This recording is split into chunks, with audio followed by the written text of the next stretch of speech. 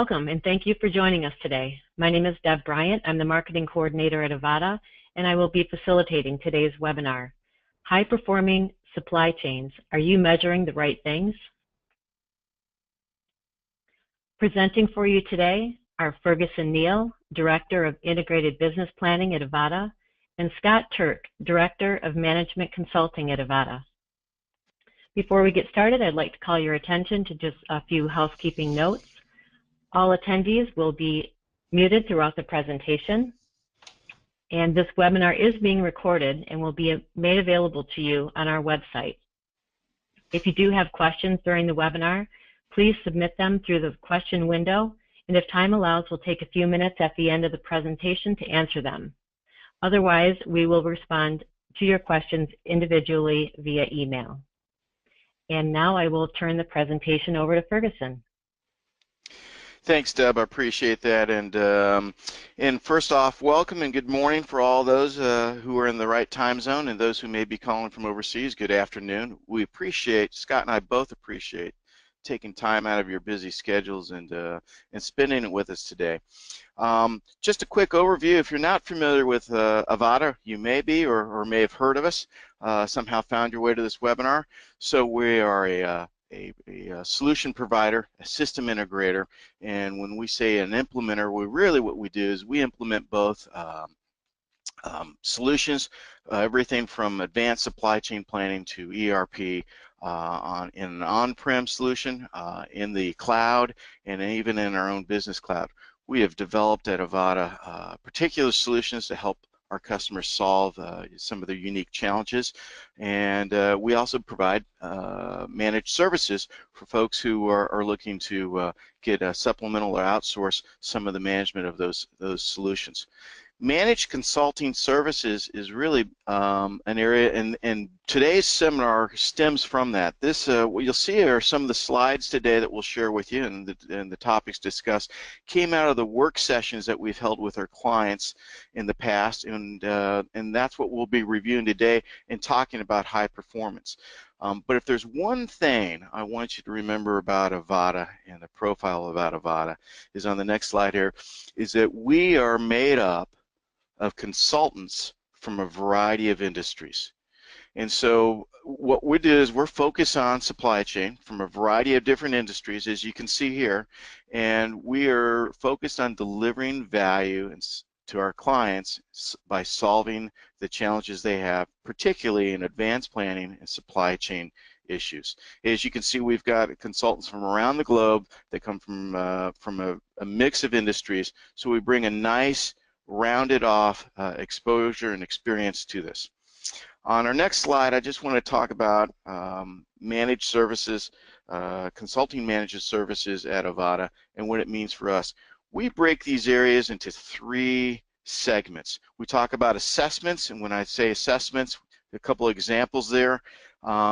We'll do assessments both on your supply chain, perhaps on how you manage your master data policies, perhaps on benchmarking, things like that. And then we also move into strategies. So not only do we assess where you are and evaluate where the opportunities might lie with you, but we'll go in and we'll focus on the strategies, and the strategies will range everything from perhaps inventory strategies and the positions you should take, or leading you with collaborative planning exercises with your sales channels, or perhaps with your customers. And last, we break another category, which is execution. It's not uncommon as our clients are ramping up and implementing new systems or doing sea changes. We'll go in and we will help manage certain functional areas for them by supplementing their team with leadership there. So in essence, that really covers what we talk about when we say management consulting services, and we just wanted to leave that as a quick overview before we start the webinar. At this point, I'm going to turn it over to my colleague Scott, and Scott's going to tell you what we have in store for you today. Thank you, Ferguson. And again, thank you all for joining us today. Let's jump right into this and take a look at what you should expect in today's webinar. We're going to start out talking about what performance management is and why the performance measures are essential to us in business. We're going to go through a blueprint, actually, for establishing performance measures that we think is very helpful. We'll cover a couple more subjects related to ensuring performance measure relevance and talk about common issues that we see regarding performance measurement. Then we'll jump into sort of the meat of this, which is the critical supply chain performance measures. Follow that up with some do's and don'ts, if you will, with regard to performance measurement, and finish up with something we like to think of as the process life cycle for performance measurement. So what is performance measurement? When we're talking about performance management in general, a couple of notable quotes seem relevant to get us kind of grounded here. I'm pretty sure most of you have all heard this phrase before, normally attributed to Peter Drucker. You can't manage what you don't measure, or sometimes stated as you can't improve what you don't measure. There's another quote as well that we like a lot. This one from someone that I think a lot of us are familiar with, W. Edward Deming, and that is that without data, you're just another person with an opinion. We like this one a lot because it's really so true, and we see this too often, people stating opinions on performance as if it's fact without any data to support the statement. And last of all, someone you're probably less familiar with, some of you may be familiar with her, Grace Hopper.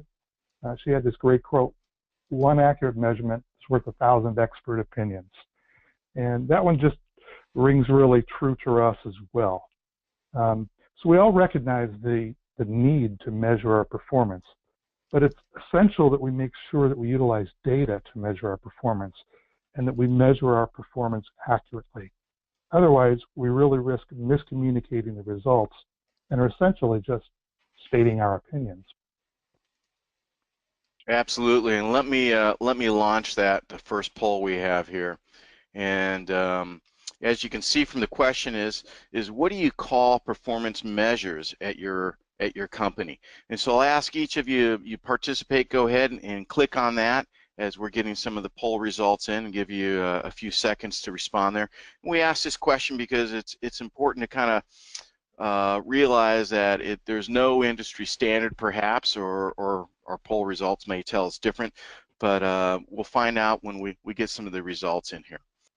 So Scott, when I look at that, overwhelmingly KPIs, key performance process indicators, is by 86% is what a majority of organizations will call it. We've seen a lot of things in the past, Scott. I guess it's not surprising that KPIs is a leader, but we have seen other organizations call them laggers or leaders or things like that. Anything there surprise you in those results, Scott? No, not at all. I think that's what most of us are all used to referring to our performance measures as. The reality is all of these are just different labels for the exact same thing. It's really not important what people call them. The important thing is having well-formulated and relevant measures for our various operational processes, and that those measures allow for decision making. So let's talk about that next. When we get into, what is performance measurement or performance management, we're really talking about both the measurement part as well as what we do with the results. Realistically, the primary purpose of performance measurement is to help us drive continuous improvement in the way we operate. And one thought we want to leave with you, though, is that performance measurement itself is really a process. It's not an event. And we want to just take a minute and talk about that a little bit more from that perspective.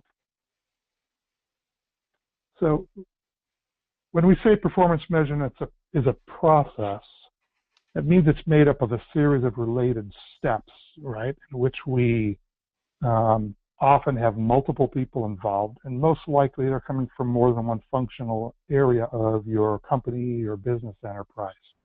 So we start out by defining, what is it we're going to measure? How are we going to measure that? In fact, how are we going to calculate the results? We set targets for our performance. What is the level of performance at which we'd like to be at a minimum? start measuring it, gathering the data, and then we move into actually analyzing the data to see what we can interpret from the information. Take that, graph it out, or develop a report that presents the data but highlights the changes in the performance over a period of time. That's really important in order for us to be able to understand what the data is really telling us and interpret the signals that are being sent to us. And then using that information to identify the actions that will improve our performance. So if you take nothing more away from this webinar today, we hope you take a step back and start to look at performance measurement as an ongoing process, not as an individual event. Next thing we want to talk about is why performance measures are essential.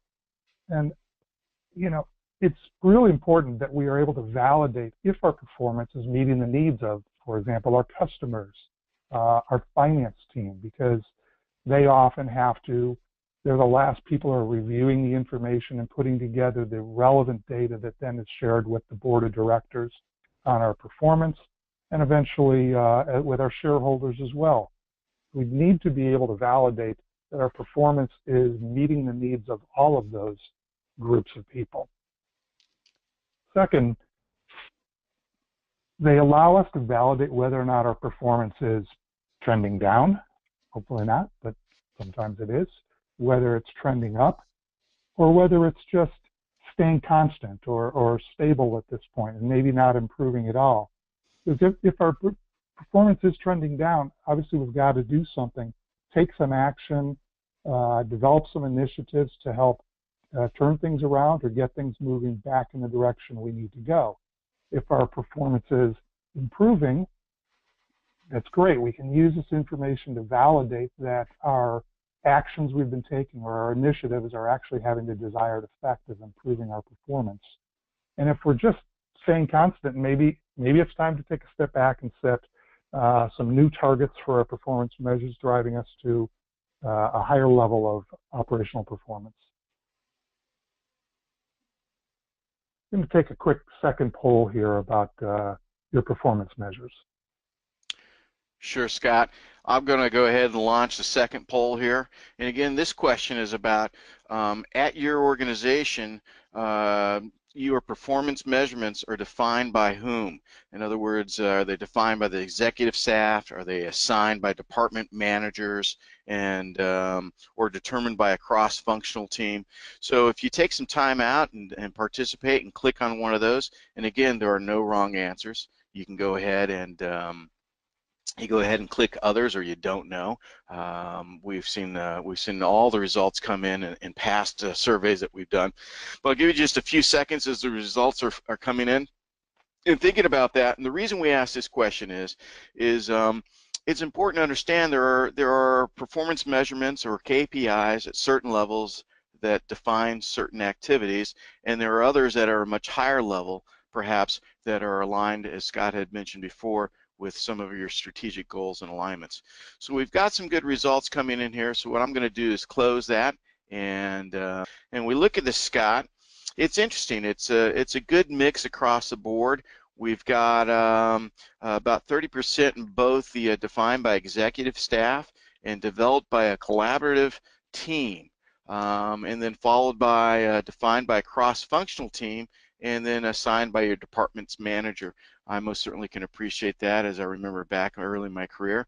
You know, you're told to measure certain things every week and get them done, and make sure you're not late, and put the right cover on that report too. So, Scott, anything there stand out or surprise you about those results, or what would you say would be some of the best practices when it comes to performance measurements? Yeah, good question. Realistically, I'm not surprised by the results. But overall, a cross-functional team is usually the most effective in designing meaningful performance measures, especially if we look at our processes from the perspective of a customer, and in fact, they're the recipient of the output of our process. The performance measure really needs to include their perspective on that output. So when we're looking at it from the eyes of the recipient of that process output, developing that measure through a cross-functional team makes the most sense. For example, if we look at the output of, say, a demand planning process, it's a critical input to the capacity planning and supply planning processes.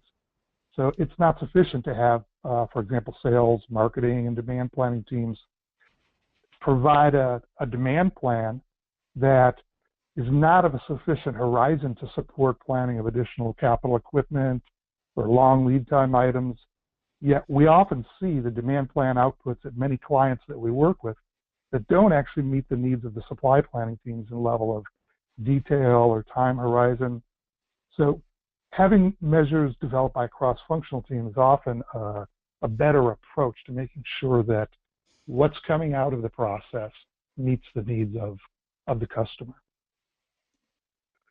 So we're going to present to you a blueprint that we really like. We want to share with you this diagram, if you will. It's a process, if you will, for establishing performance measures. It comes from a book by Stacy Barr, excellent book, and we would encourage you to take a look at this book, try to understand what it is that's being presented here as far as a methodology for your performance measures, making sure first and foremost you focus on continuous improvement, translating your strategy into measurable performance results, choosing relevant measures, and the next thing, getting ownership from stakeholders. This one is really critical, and all too often in my career and some of the other consultants I've worked with careers, as well as when we work with our clients, all too often we don't really have a sense that there's clear ownership from the stakeholders on specific performance measures. The next few steps are fairly logical. We implement them, we develop reports that hopefully are useful and usable, look at the data, try and interpret the signals, and of course continue driving ourselves towards reaching those improvement targets. I've mentioned the word relevance a couple of times now, and I just want to touch on that briefly. And that is that, realistically, performance measures should derive from your company's plans, starting with your 10-year plan, your business plan, your annual operating plan, and the strategies that come out of that. Those goals really should tie back to those plans and the overall strategy. Second, they should be aligned with your goals. And if not, consider stop using them. I've all too often sat in meetings and either as a practitioner or as a consultant where people are presenting a whole host of key performance indicator data, and everyone in the room just kind of nods their heads and says, okay, and they move on to the next one. And there's not really any in-depth discussion of what the results are telling them and action items being defined as far as what do we need to do next, if anything. It just turns into more of a presentation of a bunch of key performance indicators. And so it's important to step back from time to time and make sure those measures are really aligned with our goals, and if not, think about, do we really need to keep measuring this and reporting it? Otherwise, we're just wasting time putting together these reports and presentations that nobody's really using the output from. The next thing that's really important is, of course, to make sure that the calculation results can always be expressed numerically, either as like a count or a sum or a percentage, or so on and so forth. Having a goal like improve customer satisfaction is pretty vague in general. But on the other hand, we can translate that into something like increase customer retention by 5% each year. And if we take that goal of increasing customer satisfaction and translate it into something more meaningful internally, we can come up with measures that allow us to calculate whether or not, or measure our performance as to whether or not we're losing customers or we're growing retention of customers year over year. And the last thing is, the reporting of our performance results really needs to include a time element that's reflective of our business. So, for example, maybe having seasonality where maybe we need to grow inventory in advance of a high season because we don't have enough capacity to produce everything during the high season, or taking into consideration annual events. For any of you, and I'm assuming probably a significant number of you have dealt with manufacturing product overseas in Asia. Every year, most of the factories tend to shut down in certain countries, China, Taiwan, Singapore, for the Lunar New Year. And you've got about a 2-week bubble where nothing's going through the pipeline. And we need to plan for that. And our performance results can be skewed if we're not showing a reasonable enough time horizon for us to recognize why we've suddenly got this drop in output in a certain period of time, and that it's okay. There's nothing we need to go do about it. We've got a quick reference here for you, if you will, of sort of 5 rules for selecting the best KPIs. First one, focus on the critical few, right? It's so easy to get wrapped up in having too many KPIs. We have 50, 100 KPIs, and the important thing is to focus on the critical ones, not all these trivial ones. The second thing is to ensure that the KPIs are driving us towards our goals and our intent, as I said a few minutes ago.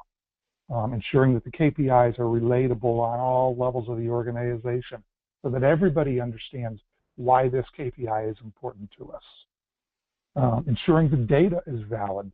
Really, we got to make sure that our measuring system can determine or calculate the results consistently each time. And lastly, that the KPIs that we select are actually controllable, so that the person, we have to ask ourselves the question, is the person who's accountable for this KPI, are they really someone who can drive change in performance? Are they empowered? A couple of key performance reporting issues that we see are things like metrics not aligned with our goals, metrics that are not using values, not using a method that allows you to calculate the values numerically, using sampling data that's invalid or, worst case, filtered. And we see this all too often, people trying to filter out certain data. We're measuring, on-time delivery to our customers, but we filter out certain types of orders because someone feels they're not responsible for things like orders that are on credit hold when it's time to ship them. Well, instead of filtering them, what we should do is acknowledge it, acknowledge that our performance may not be where it's at, and part of the reason for it, not excuse, but reason, is that we have too many orders that are on hold at time of shipment or expected shipment, and then indicate what it is we're doing to resolve that issue by working with our finance organization, customer service, to address that issue so that more orders are not on hold at the time we're due to ship them. Using time horizons that are too short for relevant comparisons of data is another problem that we often see, and using insufficient formats to display the data so that we can easily interpret the information that's being provided. And let me go through an example of that. If we look at something like inventory turns, here's a simple chart just showing quarter by quarter our inventory turns for the last 3 years. The target is in blue and the actual results are in orange. Kind of interesting, but there's nothing here that really jumps out at you to say, what should I be focusing on? Where are the issues in this chart? If we just take a slightly different approach to it, we could drop in some lines that say, hey, 3 of the quarters of the year, our target is to be at 12 turns, and we've got 1 quarter where we've got high demand, so we expect we're going to carry more inventory and our turns will be lower. And then to highlight those that are outside of our tolerance range. So if we said our tolerance range was show anything greater than 2 turns above or below our target, we can quickly see where the issues are. The other thing that's kind of important and not so apparent unless you really look at this chart and think about it is that in Q2 and Q3 of 2017, you could assume that, hey, this is great. Our inventory turns are much better than our target. Because normally we think of inventory turns as the more the better. But realistically, there's a downside to having turns that are above our target, because that means we're carrying less inventory. And when we carry less inventory than our targets, we are putting at risk our ability to satisfy our customer demands. So it's important to not just jump to the conclusion of, oh, this looks great, you're doing really good, maybe we should set the target higher. Wait, the target was set for a reason. We believe that that's the right number of turns that equates to an inventory level that's going to satisfy our projected customer demand. Terrific, Scott. I'm going to go ahead and launch what will be our last audience poll questions. So the question we want to talk about here is, who's accountable for your supply chain performance today? And this will lead into, as you're filling in these results, this will lead into our next section of the webinar, which really gets down to some of the important performance measurements, or KPIs, in particular to the supply chain operation. So obviously there's some easy questions here, everything from the executive, the different managers, and the analysts. As you guys are filling in the results, we appreciate that. I'll give you just a few more seconds to participate. And I will close this out and share with you the results. And Scott, when we look at this, the good news is 55% of the respondents answered supply chain executive. And I think that's probably an excellent place to start. We also see the demand manager, production manager, and supply planning manager. Anything there jump out at you, Scott, that you've seen from our time spent with customers in the field? Absolutely, and I think the key to this is the wording in the questions. You're saying we had a trick question for the audience, is that true? Sort of, because really what it's saying is who's accountable for your supply chain performance today. And surely your supply chain performance, the person accountable should be the supply chain executive. But often when we ask people, what are your key performance measures at your company? Or what are your key performance measures within the supply chain organization? Who's responsible for what and who's accountable for the results? We often get, answers like, oh, the supply chain analyst, or the supply chain, the supply planning manager. Because they're looking at from the perspective of who's probably pulling the data together and presenting it, as opposed to who's actually accountable for the results. And realistically, if we're talking about supply chain performance, it really ought to be the supply chain executive. Great. Well, let's move on. I'll go ahead and hide that and move on to the presentation, and I think I'll pick up the next slide here. So we talk about critical supply chain measures. In other words, what are the vital signs? How do you know if your supply chain is performing well or if it's healthy? And so those are the things we're going to talk about. For manufacturers and distributors, there's hundreds of different things you can measure and measurements and KPIs that can be worked upon. The real question is Scott mentioned before, it's important to focus on just a handful of the key KPIs, not worry about trying to publish 100 or so. It consumes too much time, and in relevance, it's about what you're trying to communicate, and we'll get into that a little later on. And how do we know which ones are critical for our enterprise, for our organization?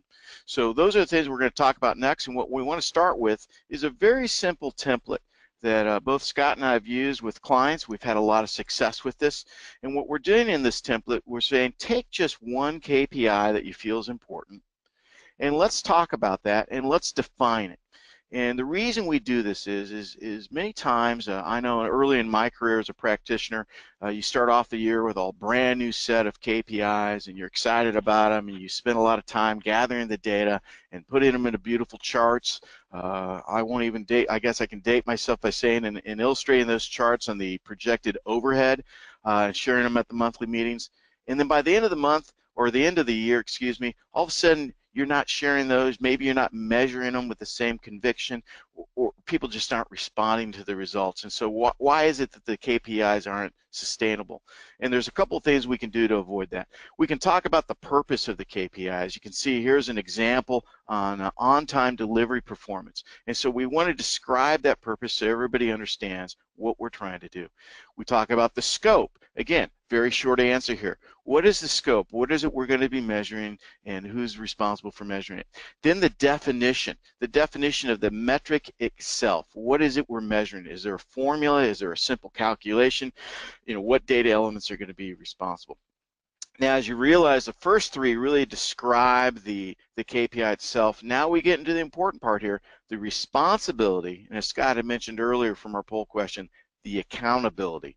So the responsibility for this, we've got primarily the logistics, and secondarily you have a backup, you have the master scheduling is going to be responsible for measuring this, but the accountability falls onto the supply chain executive. And of course, as we said earlier in our quote, you can't manage what you don't measure, and most certainly we all know you won't improve it if you're not measuring it, and that's why we've got to have targets. And in this particular one, we've got some industry targets, or you may rely on some internal benchmarking, and you've got a minimum, it meets what you're expected, and you have exceeds. And so here we've got a range from 95 to 98%. So this template is very easy to use. It helps you to define, realize who's responsible for these, and it helps to sustain those KPIs throughout the year. On the next slide, Scott, I think we're going to dig into some other samples. Right. I'll just add one thing to this, and that is under that area of responsibility. In this particular example, the reason we're saying logistics is primarily responsible for on-time delivery is because normally we're expecting we're going to ship goods from inventory on hand. So the first focus is getting the orders pulled and delivered to the customers, and that falls under primarily the auspices of the logistics team. But secondarily is the master scheduling, because their job is to make sure that we've got supply acquired or built in order to satisfy that projected demand that's going to be coming in the future. And so primarily we're saying it's logistics is the responsible party, and secondarily master scheduling, just to clarify in case you were interested in that. Okay, in these next couple of charts, these are some of the critical KPIs that we at Avada believe are important. The first group is related to customer service and inventory. And again, we were just talking about on-time delivery, sometimes called DIFIT, or delivered in full and on time, or OTIF, on time and full. And it's the percent orders delivered on time and as full as it says. Normally, it's always measured against the customer request date. They said, I want it by December 1st. Did we actually deliver it by December 1st? Sometimes it's also helpful to measure it two ways, both against their requested delivery date as well as our promise date. Because if we find ourselves in the position of not being able to satisfy demands regularly by the requested date, we're giving a commitment to the customer. We should be measuring against that promise date as well. You see some of the other ones here in the chart that we've pointed out, things like fill rate, inventory turns, inventory velocity, always a very important one. How quickly we can transform those raw materials we received into a sellable good so that we can turn around the cash, if you will. Slow-moving inventory, keeping our eyes on slow-moving inventory, and inventory disposition time. It's amazing how many times when we tour various factories, the MRB cage or the material that's on hold, that's in quarantine or awaiting disposition, is way greater than you would expect to see. When we start looking at the labels or tags on the material, and we find things that have been there for months, if not in excess of a year. And the key thing is you've got money tied up in this, and potentially, if that stuff sits too long, the supplier's not going to take it back anymore, and you're going to end up scrapping it or spending more money to try and rework it. And so this is one we think is really important to keep your eyes on as a key process indicator. In a different group, if we look at just production in general and our suppliers, half a dozen here. Capacity utilization, our production rates, whether it's in units per hour or hours per unit. depending on the type of volumes you put through your factory. Your overall cycle time, the average time from when you release an order until that last unit comes off the production line. And this is such an important metric to make sure that we are moving that inventory through the supply chain quickly so that we can get it out the door and get some cash for the product we've built. Mean time to recovery is a really important one to help support your cycle time, to get that any equipment that suddenly becomes out of tolerance or maybe non-functional back online as quickly as possible. And we've worked with people on many times as a consultant as well as in my career in making sure that we really place focus on this to get that equipment back online so I can keep product flowing through the factory as quickly as possible. From a supplier perspective, I think it's probably pretty obvious on-time delivery and overall supplier quality, the number of lots that actually pass inspection compared to the number that were received are critical measures that we have to be monitoring. Some of you are probably familiar with the Supply Chain Council.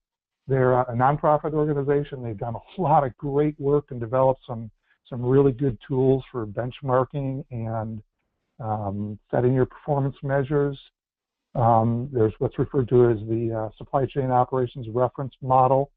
If you're not familiar with it, I encourage you to go to the SEC website, spend some time understanding the information that's available there, and considering their methodology for setting your supply chain related measures. The chart below that, it's a bit of an eye chart. It's not from FCC. It's just sort of a consolidated list of 25 key supply chain metrics that we think are important. Not all of them necessarily need to be measured all the time. They're just sort of a list to select from, if you will. And what we did in this diagram or this chart is to group them or categorize them, state what the KPI is, how frequently we would report on it. The definition is literally saying, here's how we calculate this performance measure, and maybe add in some additional notes that are helpful in explaining it. We look at this more as a summarized list for use maybe at the management level to say, here's the total list and a little bit different grouping, higher level picture of it, as opposed to the template that Ferguson was showing you earlier, which is a great template for defining the details behind an individual metric. We're not trying to say that, this is a better list than what FCC has put together. It's just a list that we think is a pretty good snapshot of top 25 supply chain metrics. Ferguson, I think you were going to take this up from here. And I will mention again for those attending, there will be a handful of slides, including that one. Again, we didn't expect you to read or memorize that, but we will share that with you. And those are the top 25 KPIs that we have seen used across a variety of industries, and a good review, a good look at. So I'm going to finish up with the last two slides here for this section about KPIs and supply chain. And I want to start off with using, how do we use KPIs to evaluate our performance? And when you think about it, the key performance indicators or the measurements we're tracking should do a variety of things. They should really answer the questions that are listed here below. And it's a way for us to communicate as a functional manager. It's a way for you to communicate to your executives and to your team members what's going on. And as an executive, it most certainly is a way for you to be able to consume the content and quickly, underlying the word quickly, understand where you are. For example, we'll go into the next slide, but on this one in particular, what we're doing is on demand management as an example, some of the basic questions, right? Are we on track with our sales plan? That's a very, very common question that your executives are going to ask you. And the next one should be followed up with, what's the probability of that demand plan coming to fruition? In other words, what's your error rate? How are you performing to your past demand plans? So if I'm going to tell you that we're going to sell X amount of widgets in the next 6 months, what's the probability of that coming to fruition? If you think about it, what we're doing is we're gathering some results, We're looking at trends as we look at the icons below there to remind us, and we're measuring our performance. In other words, we're gauging our performance so we can project out if we're going to meet our financial expectations. On the next slide is a couple of examples. They're great examples that we've used with our clients, and they really stem from the S&OP type of a demand review. The top chart here quickly illustrates two demand plans. We have our current demand plan, and we're comparing it to last month's demand plan. So we're saying, okay, what's changed? What business assumptions have changed in the last 30 days? We also are overlaying that with our 12-month budget, so we can say, are we on track? Because at the end of the day, as managers, we're all accountable towards that budget. And since it's an S&OP format, we're rolling those demand plans. We're looking at a long-term horizon here. So we're rolling that over a 24-month period. So you can see the current demand plan, what was last month's demand plan, and then on the left side of that, we simply put in some box elements here. How are we performing to budget?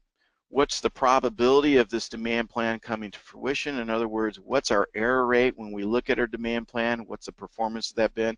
And then we also look at, some folks will ask, what's my year to date change of my demand versus where my thinking was 30 days ago. Those are just a couple. They're not the end-all KPIs, but they're pretty typical of somebody who's going through a demand consensus review in an S&OP process.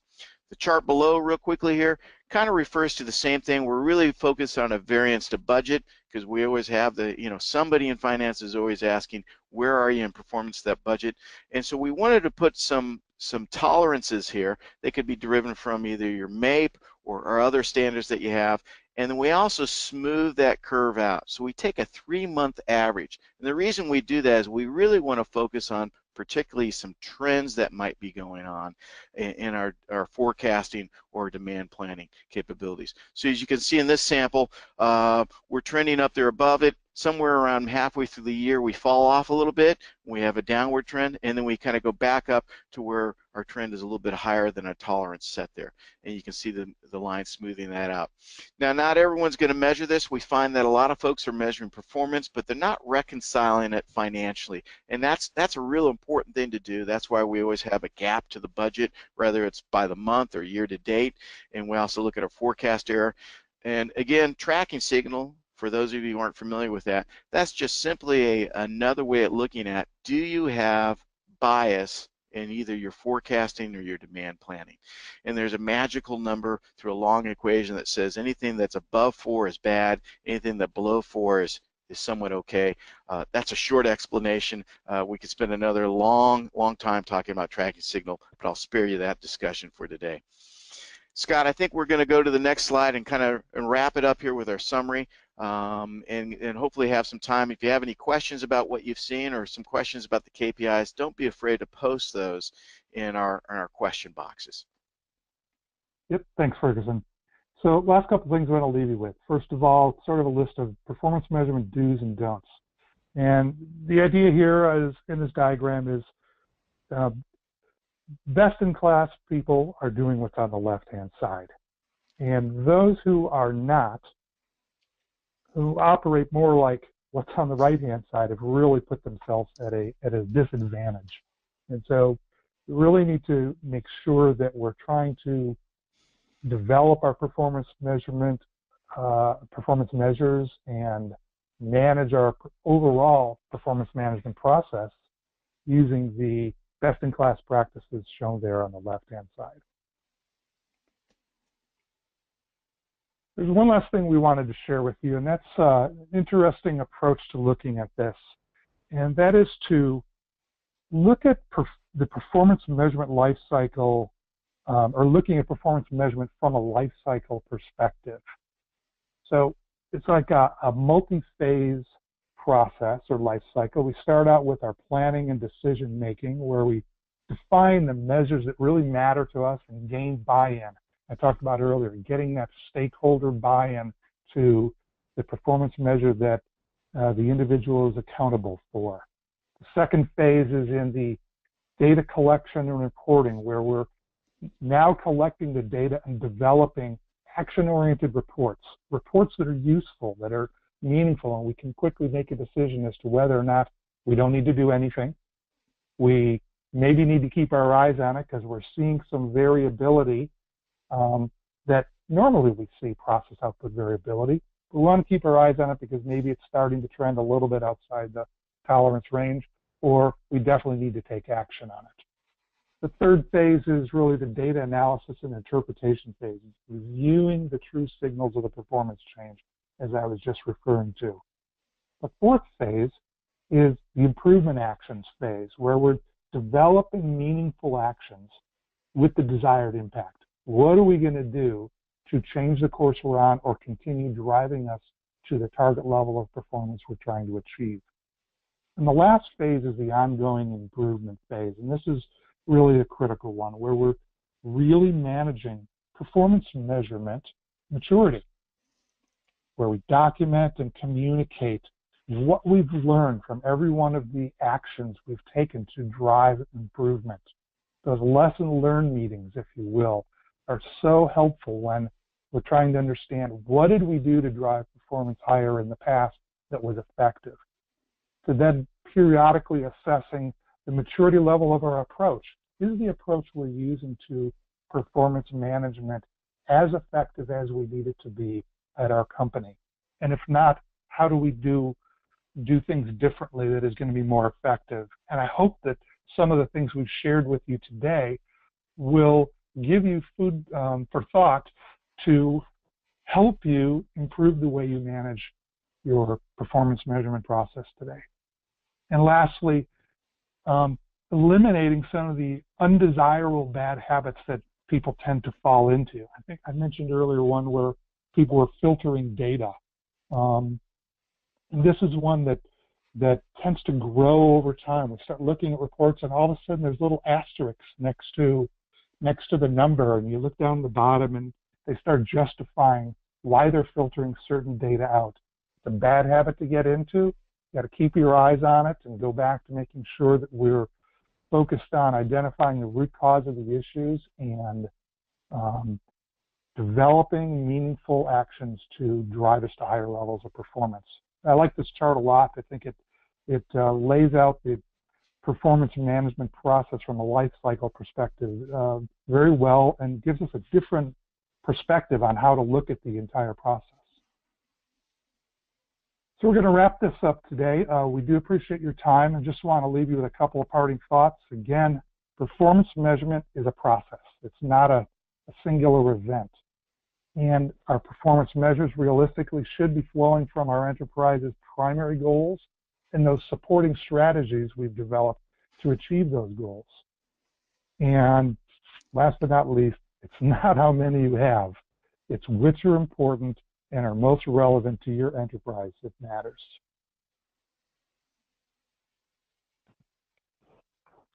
Okay, Ferguson. Thanks, Scott. Well done, and I just want to remind you folks who attended today, we've got a special offer here, and what it is, it's an online assessment. It's a free assessment. It takes about 20 minutes or less for you to fill out. And what you end up doing is it's asking questions about your current performance management and the kind of KPIs and then the depth that you have around that. And the result is there's a readout. So we'll take the survey, we'll compare that, and it's a readout that talks about the maturity level of your performance management. And that readout is done both in a go-to meeting that someone from Avada will deliver with you and review with your management team. So if you're interested in that survey, that online survey, again, it's free for the folks who attended here. Just contact us at Avada or go ahead and contact me. Below there's our contact information, and we'll be glad to send you the link to that and set you up for that online survey. Again, it doesn't take long to perform. It's a quick and easy way to look at where you stand compared to the industry and your maturity level or your performance management. And with that, Scott, I'm going to take time. We've got a couple of questions here, and I know we've got a few minutes left, and so I'm going to go ahead and read you one of the questions. Deborah has asked here, it's a good question, Scott, is what are the supply chain KPIs we see that are most frequently not used but should be used when looking at your supply chain performance? And how would you respond to that, Scott? Well, believe it or not, the one that I see the most often that is not being measured is on-time delivery.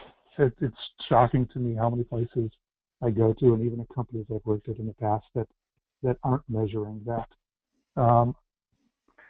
Inventory turns is an important one, as we've said, but inventory velocity is another one that we often see that people aren't focused on. How quickly we're transforming those raw materials back into a finished good. And then one of the other areas we talked about in keeping the production line running, mean time to recovery.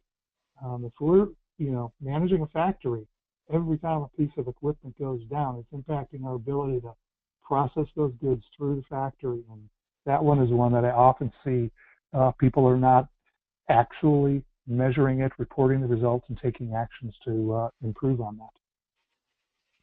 Terrific. I've got time here. I'm going to go ahead and take, we've got a couple questions coming in. I've got one more here I'm going to read off to you. And I like this one. If you only had a limited time to measure certain things, what are the top 3 KPIs we should be measuring across all the industries? I know what I would do, Scott, and I'll go ahead and answer that real quickly. And you mentioned it earlier in the presentation. There's no hiding from DFOT or OTIF, and that is delivering your product in full and on time to your customers. Either you do it or you don't, and there's no getting around that KPI. The second one I would throw in there, if you only had a chance to measure 1 or 2 things, is the cash conversion cycle. Now that's a little abstract, but I like it because it's financially based. What it does is it takes into account all the performance that goes on from the front to the back of your supply chain, and really is about measuring how well you can convert cash by buying inventory, adding value to it, running it through your distribution channel, and delivering it to your customers, and most important of all, collecting money back. So the faster you cycle, the better you're performing overall. It doesn't allow you to look at one particular functional area, but it most certainly will tell you where you're performing overall. Any comments on that, Scott? If you had just 1 or 2 things, we'll finish up with those responses. I think those are both great examples. Probably the only one I would add to that is probably forecast accuracy.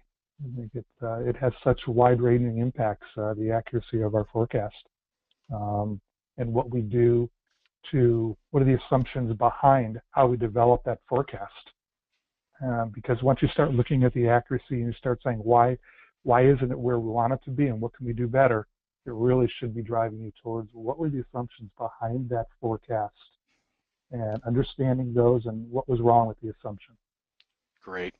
Well, that's all the time we have today, Scott, and appreciate again everybody who took time out of their schedule to spend with us this morning.